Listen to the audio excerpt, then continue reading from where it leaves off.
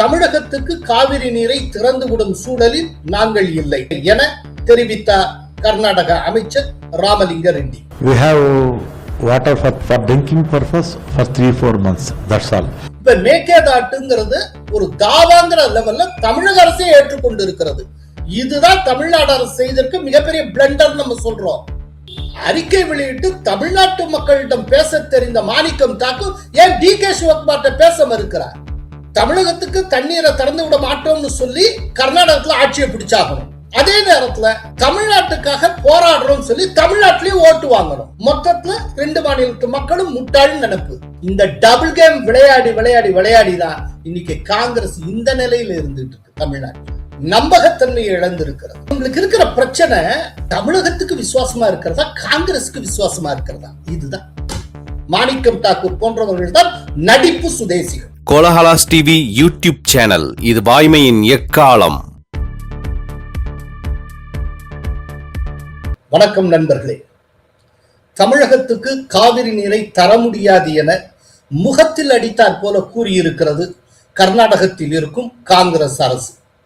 கர்நாடகத்தில் போதுமான மழை பெய்யாததாலும் அணைகளில் போதுமான நீர் இல்லாததாலும் தமிழகத்துக்கு காவிரி நீரை வழங்கும் நிலையில் நாங்கள் இல்லை என்று கர்நாடகத்தின் நீர்வளத்துறை அமைச்சர் ராமலிங்க ரெட்டி தெரிவித்திருக்கிறார். இது தொடர்பாக செய்தியாளர்களிடம் ராமலிங்க ரெட்டி என்ன பேசினார் என்பதை பார்ப்போம். தென்மேற்கு பருவமழை எதிர்பார்த்த அளவுக்கு இல்லை. குறைவான மழைப்பொழிவு காரணமாக எங்கள் அணைகளில் போதுமான நீர் இல்லை. எனவே தமிழகத்துக்கு காவிரி நீரை திறந்துவிடும் சூழலில் நாங்கள் இல்லை. காவிரி நீர் விடுவிப்பு என்பது முழுக்க மழையை பொறுத்தது. இதுவரை குறிப்பிடத்தக்க அளவில் மழை பெய்யவில்லை என தெரிவித்தார் கர்நாடக அமைச்சர் ராமலிங்க ரெட்டி. முன்னதாக கடந்த ஞாயிற்றுக்கிழமை செய்தியாளர்களிடம் ராமலிங்க ரெட்டி என்ன பேசியிருந்தார் என்பதை பார்ப்போம். இந்த ஆண்டு மழைப்பொழிவு மிக குறைவு. 150 ஆண்டுகளில் இல்லாத அளவுக்கு மிக குறைவு. எனவே குடிநீருக்கே முன்னுரிமை வழங்கப்பட்டு வருகிறது. Condition at present we have water for drinking purpose for 3-4 months. That's all. ஆதலால் நிலைமை சீரடையும் வரை இந்த பருவத்தில் விதைப்பு பணிகளை மேற்கொள்ள வேண்டாம் என விவசாயிகளை முதல்வர் கேட்டுக் கொண்டிருக்கிறார். மாநிலம் முழுவதிலும் உள்ள பெரும்பாலான அணைகளில் போதுமான நீர் இருப்பு இல்லை. இந்த கடினமான காலத்தில் விவசாயிகள் அரசுக்கு ஒத்துழைக்க வேண்டும் என தெரிவித்திருந்தார் ராமலிங்க ரெட்டி.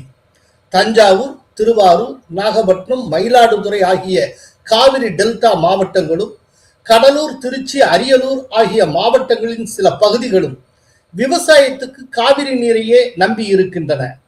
இதில் சுமார் 5.14 லட்சம் ஏக்கர் பரப்பளவில் குறுவை சாகுபடி செய்யப்படுகிறது. குறுவை சாகுபடிக்காக ஒவ்வொரு ஆண்டும் ஜூன் 12ஆம் தேதி மேட்டூர் அணை திறக்கப்படுவது வழக்கம். ஆனால் போதுமான நீர் இருப்பு இல்லாததால் மேட்டூர் அணை இன்னமும் திறக்கப்படவில்லை. 93.47 TMC அளவுக்கு கொள்ளளவு கொண்ட மேட்டூர் அணையில் தற்போது 38.35 TMC தண்ணீர் மட்டுமே உள்ளது. கடந்த ஆண்டு இதே காலகட்டத்தில் அணை நிரம்பி இருந்தது. மேட்டூர் அணைக்கு கர்நாடகத்தின் கிருஷ்ணராஜசாகர், கபினி, ஹாரங்கி, ஹேமாவதி ஆகிய அணைகளில் இருந்தே நீர் திறக்கப்படுகிறது. இந்த அணைகளில் கடந்த ஆண்டு இதே காலகட்டத்தில் நீர் இருப்பு 91.7% இருந்தது. ஆனால் தற்போது இவற்றின் மொத்த கொள்ளளவில் 35.1% மட்டுமே நீர் இருப்பு உள்ளது. இந்த அணைகள் நிரம்புவதற்கு நீர்பிடிப்பு பகுதிகளில் அடுத்த 2 வார காலத்துக்குள் சுமார் 400 முதல் 600 மில்லிமீட்டர் வரை மழை பெய்தாக வேண்டும்.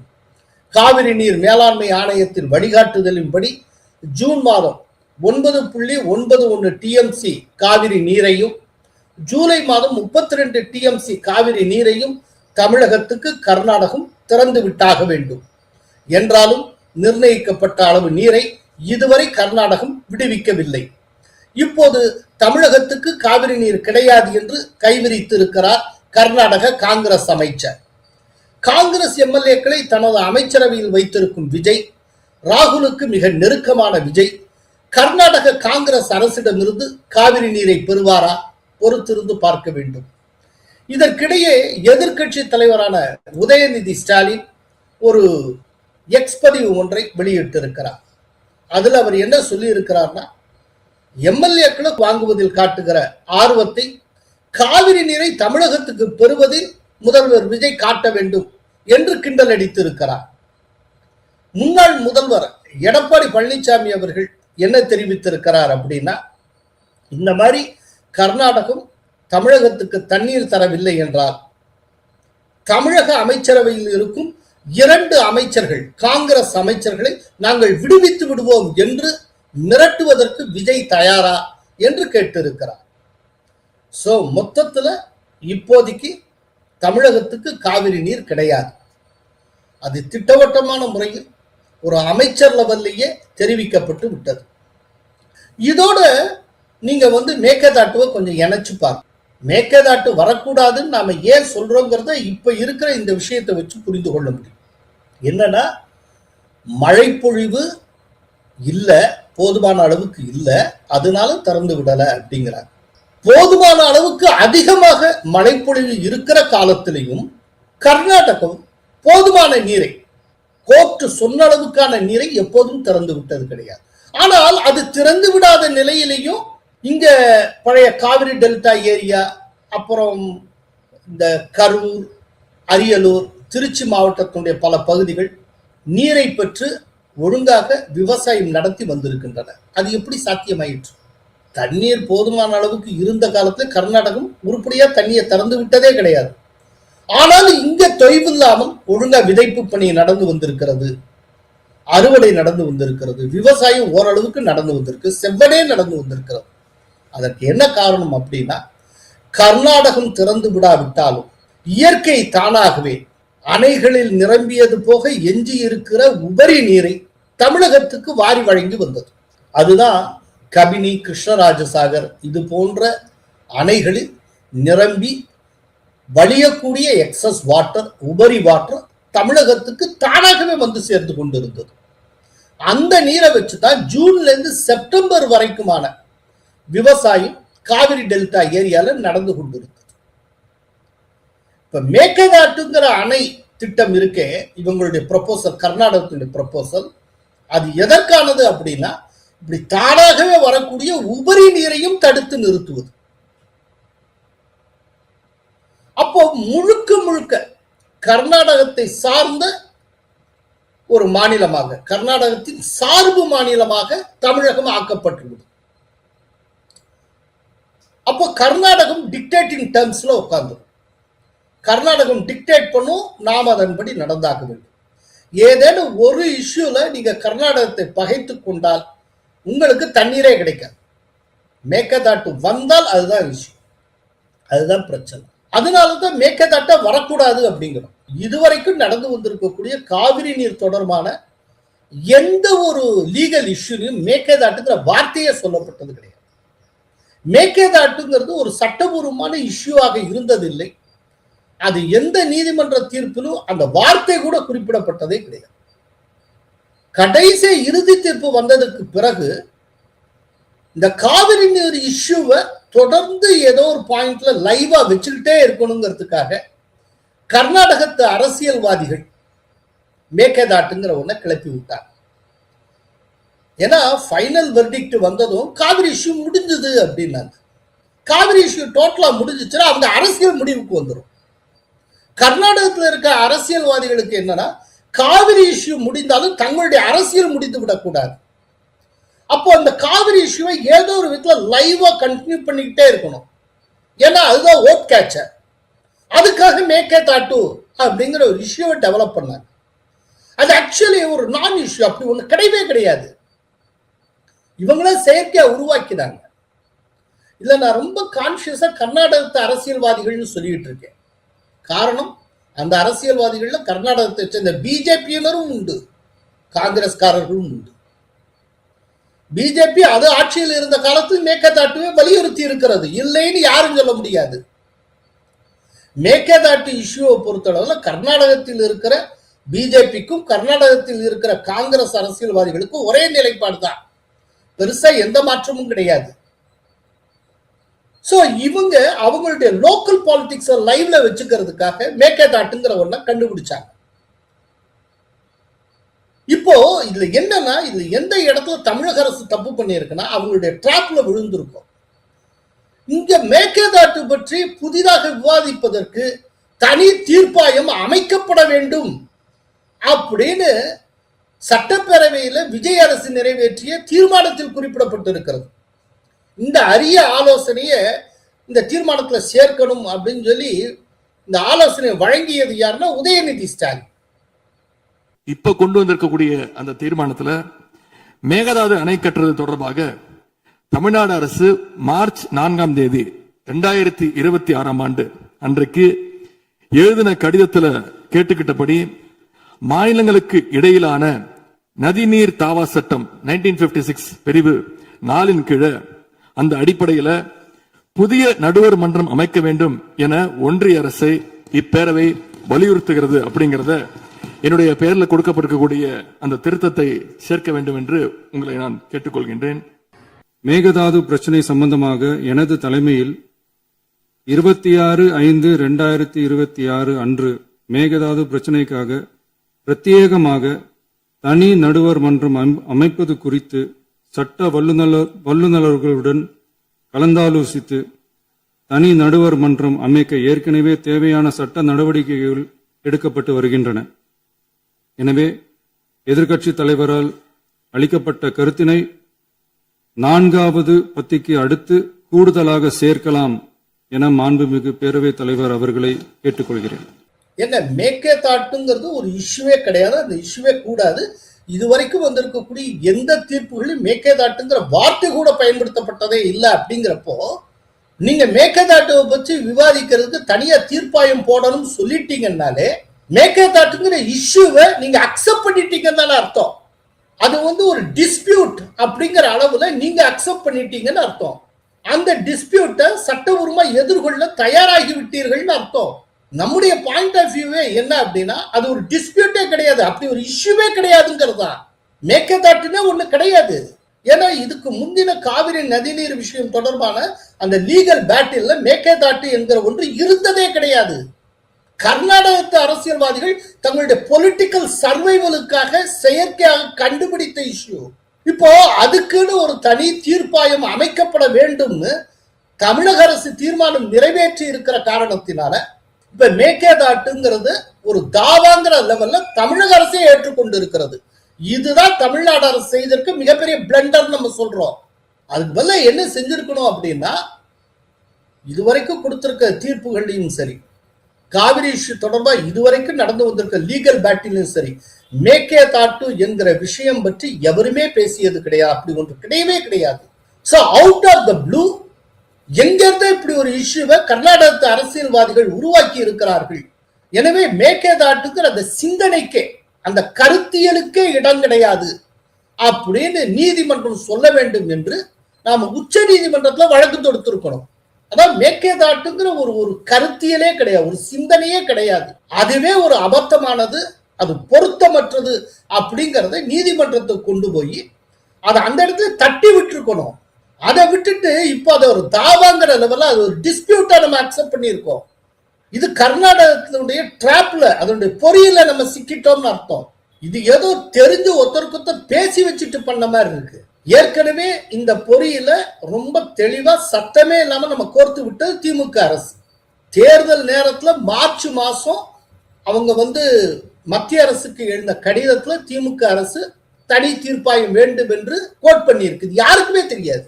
இப்ப விஜயனுடைய அரசு மேகதாட்டு தொடர்பா தீர்மானம் நிறைவேற்றுகிற போது அந்த உண்மையை எதிர்கட்சி தலைவர் உதயநிதி ஸ்டாலின் சொல்லுகிறார். மேகதாது பிரச்சனை தொடர்பாக கடந்த 13/11/2025 ஆண்டு அன்றைக்கு உச்சநீதிமன்ற தீர்ப்பு வெளிவந்த பிறகு 4/3/2026 அன்றைக்கு அன்றைய முதலமைச்சரான எங்களுடைய தலைவர் அவருடைய உத்தரவின்படி தமிழ்நாடு நீர்வளத்துறை அரசு செயலாளர் ஒன்றிய ஜல்சக்தி துறை செயலாளருக்கு ஒரு கடிதம் எழுதியிருக்கின்றார். அந்த கடிதத்தில் கர்நாடக மாநிலத்துடைய மேகதாது அணை கட்டும் பிரச்சனை ஒரு நியூ டிஸ்பியூட் அப்படிங்கிறதுனால நதி நீர் தாவா சட்டம் 1956 படி The Interstate River Water Disputes Act 1956 அடிப்படையில் நடுவர் மன்றம் அமைக்கணும்னு ஒன்றிய அரசுக்கு கோரிக்கை வச்சிருந்திருக்கிறோம். நாங்க மார்ச் மாசம் இப்படி ஒரு கடிதம் எழுதினோம், அதுல இப்படி ஒரு வேண்டுகோள் விடுத்திருக்கோம், அதனால அதை இந்த தீர்மானத்துல சேர்த்துக்கணும் அப்படின்னு அவர் சொல்ற மாதிரி சொல்றாரு. சொன்னதுக்கு அப்புறம் உடனே ஏற்றுக்கொள்ளப்படுகிறது அப்படின்னு சொல்லி இவங்க சேர்த்துக்கிற மாதிரி சேர்த்துக்கிட்டாங்க. சோ இந்த தந்திரம் என்பது, தமிழக மக்களை ஏமாற்றக்கூடிய தந்திரம் என்பது திமுக அரசு இருந்த காலத்திலிருந்து தொடர்ந்து வந்திருக்கிறது. டிஎம்கே கவர்மெண்ட்ல இருந்து அப்படியே கேரி ஃபார்வர்ட் ஆகி இப்ப விஜய் கவர்மெண்ட், டிஎம்கே கவர்மெண்ட் இருந்தப்பவும் காங்கிரஸோட பங்காளியா இருந்த கவர்மெண்ட் தான். அதுக்கப்புறம் இப்ப கேரி ஃபார்வர்ட் ஆகுது விஜய் கவர்மெண்ட். விஜய் கவர்மெண்ட்ல 2 பேர் காங்கிரஸ்காரங்களே அமைச்சர்களாக இருக்காங்க. இந்த அளவுக்கு தமிழக மக்களுக்கு தண்ணீரே கிடையாதுன்னு சொல்லக்கூடிய சூழ்நிலையில டி.கே. சிவகுமார் டிஎம்கேக்கு பிரச்சாரம் பண்ண இங்க வந்திருந்தார். அன்னைக்கு அவர் தான் நீர்வளத்துறை அமைச்சர், கர்நாடகத்தினுடைய நீர்ப்பாசனத்துறை அமைச்சர் அவர் தான். தமிழ்நாட்டுக்கு ஒரு சொட்டு தண்ணீர் கொடுக்க மாட்டேன் என்று சொன்ன டி.கே. சிவகுமார் அவர் தமிழகத்துக்கு இந்த 2026 சட்டப்பேரவை தேர்தல் போது பிரச்சாரத்துக்கு வந்திருந்தார்.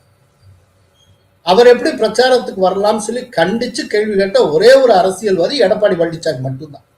நம்முடைய காவிரி நதிநீரை மேகதாது அந்த பகுதியில் ஒரு அணை கட்டுவதாக அங்க இருக்கிற நீர்வளத்துறை அமைச்சர் மரியாதைக்குரிய சிவகுமார் அவர் சொல்றாரு.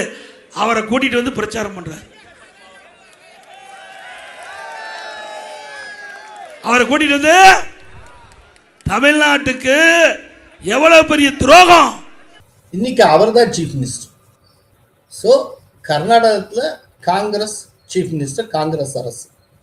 தமிழ்நாட்டில் ஆட்சியில அதிகாரத்தில் காங்கிரஸ் பங்கெடுத்து இருக்கிறது. இப்போ காங்கிரஸ் அரசு தான் தமிழகத்துக்கு தண்ணீர் இல்லை என்று கைவிரித்து இருக்கிறது. எடப்பாடி பழனிசாமி கேட்கிற கேள்வி நியாயமானது. காங்கிரஸ் கவர்மெண்ட் தமிழ்நாட்டுக்கு நோ வாட்டர்னு சொல்லியிருக்கு. இப்படி சொன்னதுக்கு அப்புறம் காங்கிரஸ்காரர்களை நான் எப்படி அமைச்சரா வச்சிருப்பேன்?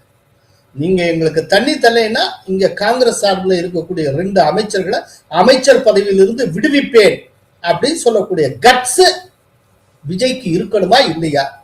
விஜய் அதை சொல்ல தயாரா என்று எடப்பாடியார் கேள்வி கேட்டார். நியாயமான கேள்வி.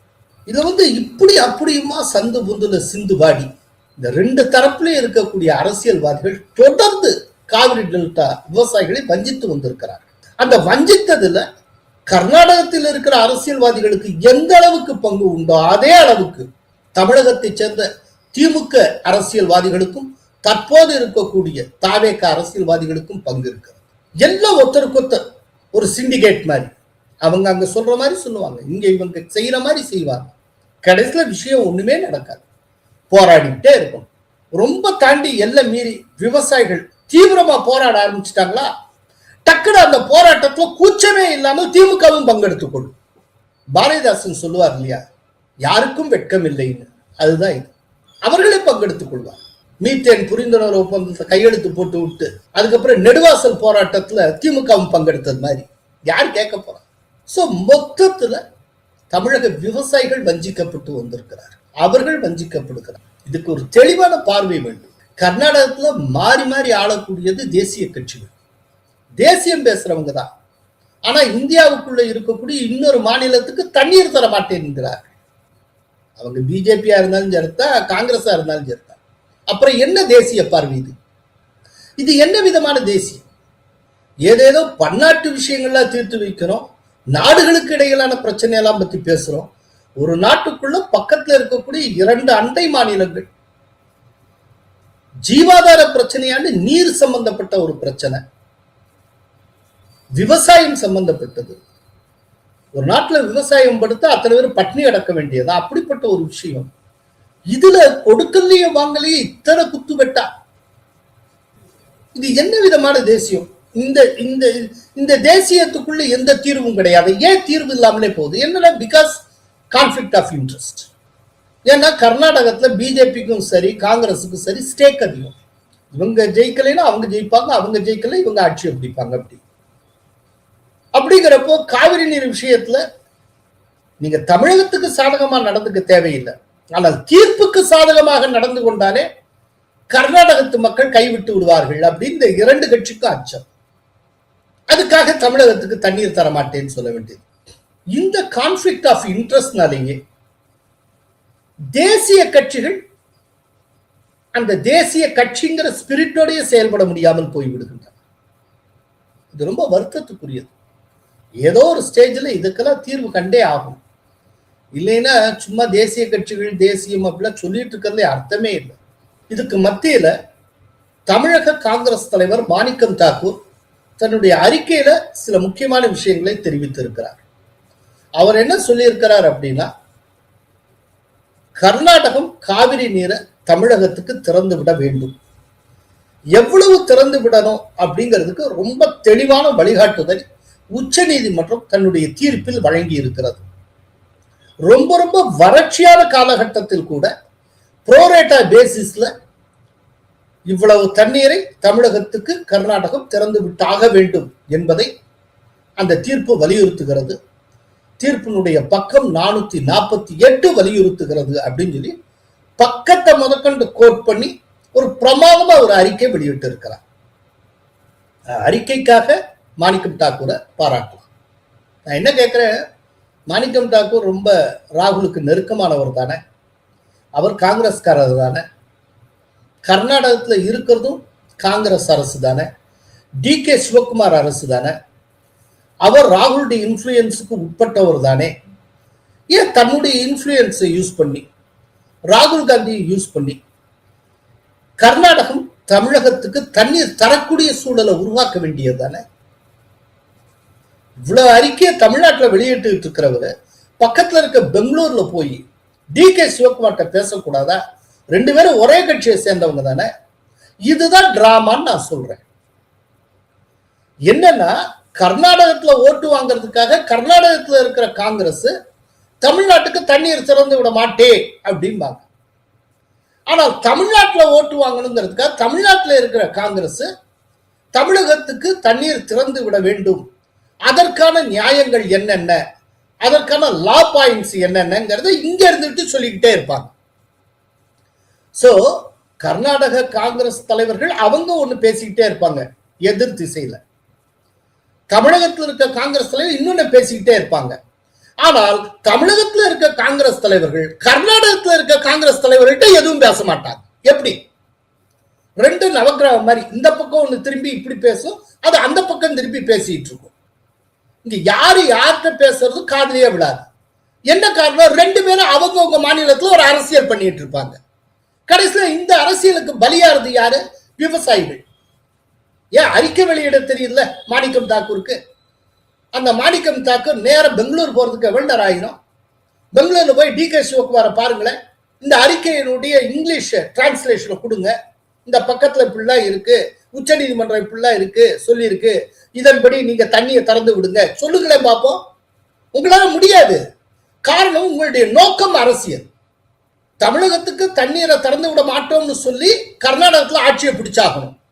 அதே நேரத்துல தமிழ்நாட்டுக்காக போராடுறோம் சொல்லி தமிழ்நாட்டிலேயே ஓட்டு வாங்கணும். மொத்தத்துல ரெண்டு மாநிலத்து மக்களும் முட்டாள்னு நினைப்பு, நீங்க ரொம்ப ஸ்மார்ட்னு நினைப்பு. அறிக்கை வெளியிட்டு தமிழ்நாட்டு மக்களிடம் பேச தெரிந்த மாணிக்கம் தாக்கூர் ஏன் DK சிவகுமார்ட்ட பேச மறுக்கிறார்? தமிழகத்துக்கு தண்ணீர் கிடைக்க வேண்டிய நியாயத்தை அவர் முதல்ல ராகுல் காந்திக்கு எஜுகேட் பண்ணணும். He is very close to ராகுல் காந்தி. ஏன் சொல்லக்கூடாது? இன்னைக்கு வரைக்கும் ஏன் செய்யல? மொத்தத்துல தமிழ்நாட்டு மக்களை, குறிப்பா காவிரி டெல்டா விவசாயிகளை முட்டாளாக்கி கொண்டு இருக்கிறார்கள் இந்த காங்கிரஸ்காரர். இப்ப தலைவரா வந்திருக்கிற காரணத்தினால தமிழக மக்களை முட்டாளாக்கும் பணியை ரொம்ப சீரிய விதத்தில் செய்ய தொடங்கி இருக்கிறார் மாணிக்கம் தாக்கூர். உங்களுடைய விளையாட்டுக்கும் அரசியலுக்கும் தமிழ்நாடு காவிரி டெல்டா விவசாயிகள் தான் கிடைச்சாங்களா? தமிழ்நாட்டினுடைய நெற்களஞ்சியம் சார் இந்த காவிரி டெல்டா பகுதிங்கிறது சாதாரணம் இல்லை. அன்னதாதா, தமிழ்நாட்டில் இருக்க ஒவ்வொருத்த வயிற்றுக்கு சாப்பாடு போட்டுக்கிட்டு இருக்க இந்த காவிரி டெல்டா, வயிற்றுல அடிக்கிற வேலையை உங்க அரசியலுக்காக பண்ணிட்டு இருக்கீங்க. அசிங்கமா இல்ல? எளிமையான ஒரு கேள்வி. அறிக்கையின் மூலம் தமிழகத்துக்கு தண்ணீர் திறந்து விட வேண்டியதுடைய நியாயத்தை சொல்லுகிற மாணிக்கம் தாக்கூர் என்ன காரணத்துக்காக இதே நியாயத்தை கர்நாடகத்தில் இருக்கக்கூடிய காங்கிரஸ் தலைவர்களுக்கு, DK சிவகுமாருக்கு, ராமலிங்க ரெட்டிக்கு எஜுகேட் பண்ணக்கூடாது? கிளாஸ் எடுங்களேன் போய். ராகுல் காந்தி கிட்ட சொல்லுங்க அந்த நியாயத்தை. அதன் மூலமாக தமிழக மக்களுக்கு தண்ணீர் பெற்று தருவதற்கு நீங்கள் பாடுபடுங்கள். இந்த டபுள் கேம் விளையாடி விளையாடி விளையாடி தான் இன்னைக்கு காங்கிரஸ் இந்த நிலையில இருந்துட்டு இருக்கு. தமிழ்நாட்டில் நம்பகத்தன்மையை இழந்திருக்கிறது. ஏதோ ஒரு ரீஜனல் பார்ட்டியை நம்பி நம்பி இந்த 5 சீட்டுக்கும் 10 சீட்டுக்குமே சீரழியக்கூடிய நிலைக்கு காங்கிரஸ் வந்து சேர்ந்ததுக்கு காரணம் இந்த டபுள் கேம். என்னன்னா இவங்களுக்கு இருக்கிற பிரச்சனை, மாணிக்கம் தாக்கூர் உட்பட ஒவ்வொருவருக்கும் இருக்கிற பிரச்சனை, தமிழகத்துக்கு விசுவாசமா இருக்கிறதா காங்கிரஸுக்கு விசுவாசமா இருக்கிறதா? இதுதான். காங்கிரஸுக்கு மட்டுமே விசுவாசமா இருந்தா தமிழ்நாட்டுல ஒரு ஓட்டு கிடைக்காது. தமிழகத்துக்கு மட்டுமே விசுவாசமா இருந்தா காங்கிரஸ்ல இடம் இருக்காது. சோ மொத்தமும் நடிப்புங்க. இதத்தான் பாரதி அந்த காலத்துல இந்த கவிதையில பாடினா, நடிப்பு சுதேசிகள். இவர்கள் தான் நடிப்பு சுதேசிகள். மாணிக்கம் தாக்கூர் போன்றவர்கள் தான் நடிப்பு சுதேசிகள். நன்றி, வணக்கம். கோலஹலாஸ் டிவி யூடியூப் சேனல், இது வாய்மையின் எக்காலம்.